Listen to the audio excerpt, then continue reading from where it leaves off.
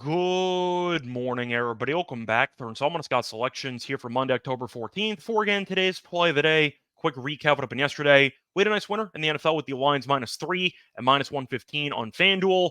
Yeah, -3 is probably one of the dumbest lines you'll see all NFL season. A game went the way that I thought it would, and then some. I thought the Lions were going to kill that team, and they did. They won the game by basically 40. A game was over in the first half, and then the Lions ran it up on them in the second half as well. I thought that the Cowboys were overrated after beating the Steelers and the Giants in back-to-back primetime games. For some reason, people thought that beating Daniel Jones and Justin Fields meant that your team's good. I don't really get it. This team's not that good, at least, and the Lions are a top 4 team in the league, and the Lions off the bye beat the hell out of that team. They won the game by about 40, so never in doubt. Hopefully you tailed. Nice winner there. Look for another winner here on Monday. But before we get to the actual play, though, do want to address an elephant in the room before we get into the actual promo code, etc. If you want to fast forward this, then you can definitely jump ahead to the banner stuff that'll pop up in a couple minutes. But I wanted to address the elephant in the room, why we did not have a college show on the network here on Friday. So I feel like I wasn't sure if I was allowed to talk about it or not. To be honest, I'm still not sure if I am allowed to, but I'm sure that a lot of people have kind of figured it out. The reason why is because I had no co-host for the show.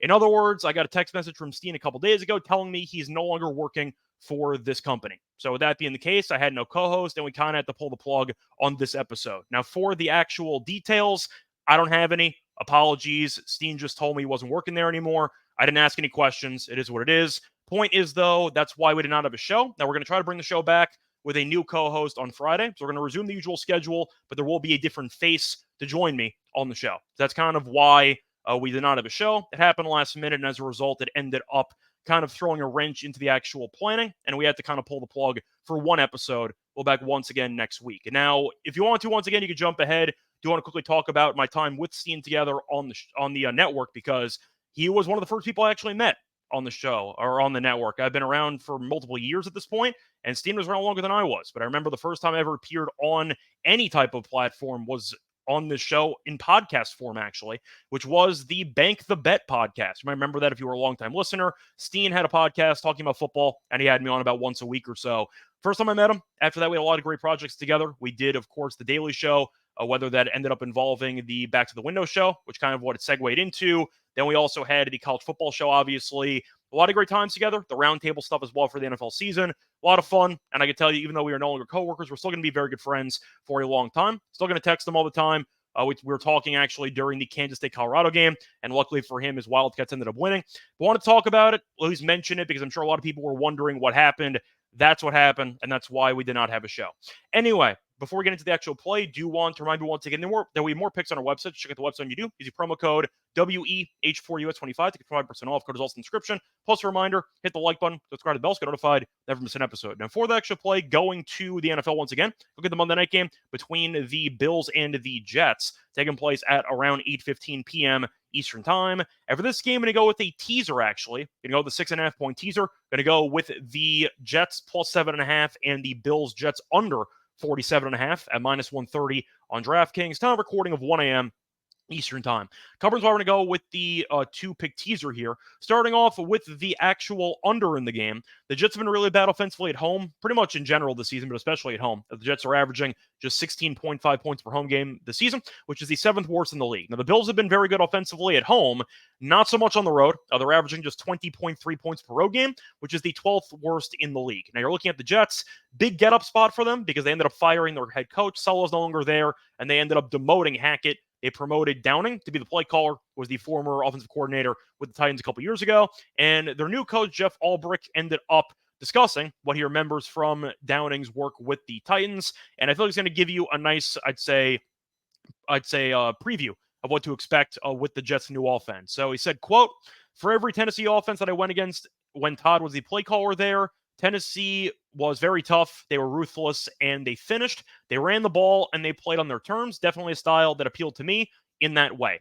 In other words, they're going to run the damn ball. That's my interpretation there. They have Allen and they have Breece Hall. They've been really bad at actually running the ball this season. I think that getting Downing as the play caller will suggest a pretty heavy, I'd say, run game plan here against Buffalo, who has not been great against the run so far this season. We saw Baltimore torch them, for example, on Sunday night a couple weeks ago. I think that could be a solid game plan for the Jets, where worst case scenario, they're going to be running clock and they might be trying to shorten the game, which could result in, once again, less points for these teams. But you're looking at Josh Allen, and he's also injured. Saw him look awful against the Texans last week, went 9 of 30 for 131 passing yards. He admitted after the game that he was not 100%, took a hit to the chest, rolled his ankle, and he slammed his head on the turf. Now he passed concussion protocol with apparently no foul play, so maybe he's fine. But 9 for 30 kind of speaks for itself there when Josh Allen is a top 3, top 5 quarterback in the league.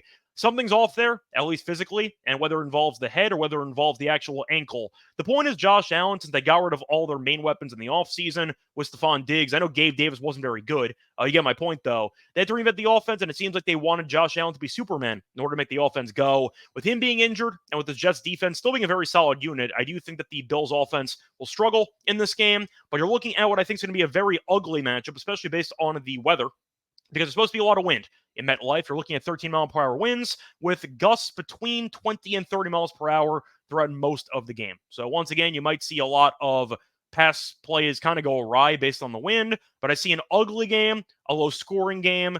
Good spot for the Jets, though, with the injury to Allen and with the potential, I'd say, motivation spot to get up for the new coach. I think the Jets can win this game, actually, but I do think it's going to be close no matter what, no matter who wins the game. And I think it's going to be ugly. First team to 20 wins, probably. I don't mind the under in general at 40.5, but I'm going to play it safe, and I am going to go with the juiced under here with the Jets to keep it close as the 2-play teaser for this game. So, once again, here for Monday, October 14th, is going to be on the 6.5-point teaser, the Jets plus 7.5, and the Bills Jets under 47.5 at minus 130 on DraftKings. Bye, everyone.